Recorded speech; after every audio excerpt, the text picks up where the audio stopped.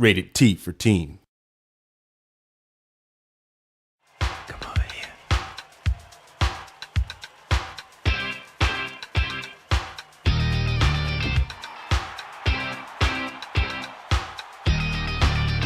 In the case of Rock Band 1 and 2, those games inspired a lot of people who got a taste of what it feels like to make music through the game, to then step away from their game consoles and actually pick up real instruments and start studying.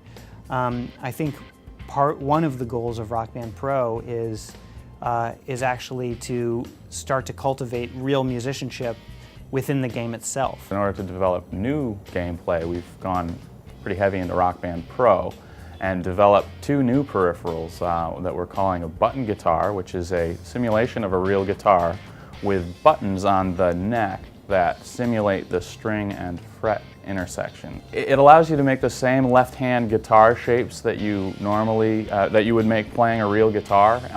So it's a pretty good simulation and a pretty good teaching tool if you want to learn how to play the guitar.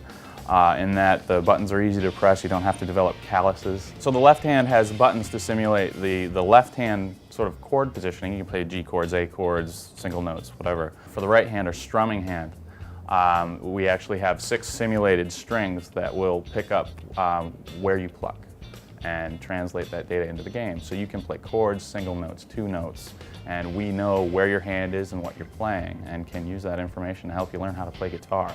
It's pretty powerful and it's pretty awesome.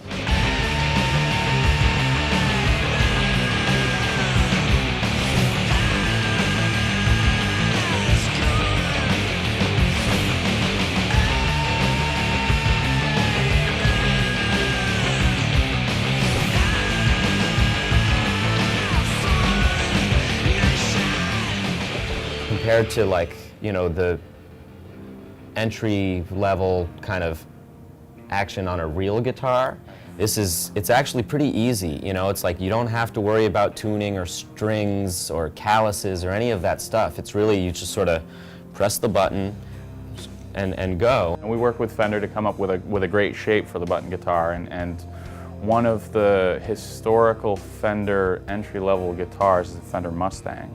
And so we decided, and along with our partners at Fender, that the Mustang shape would be like a really cool shape.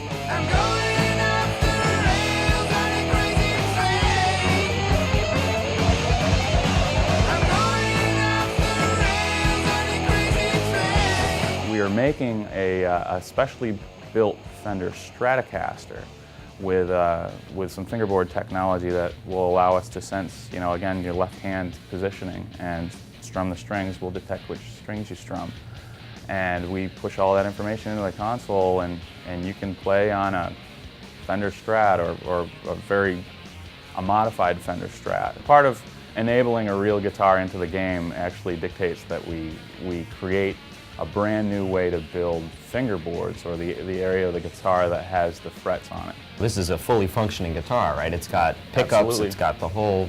Pickups, audio outputs, volume pots, strings. So you're playing the game, you're like doing your thing, and then you decide that you want to actually plug into an amp and play the song that you've been playing. Like, that's sort of the realization of Rock Band Pro in a nutshell, is, you know, oh, play the game, plug in the amp, play the song, and, you know, that's a pretty powerful thing. Both Pro guitars work equally well in the game.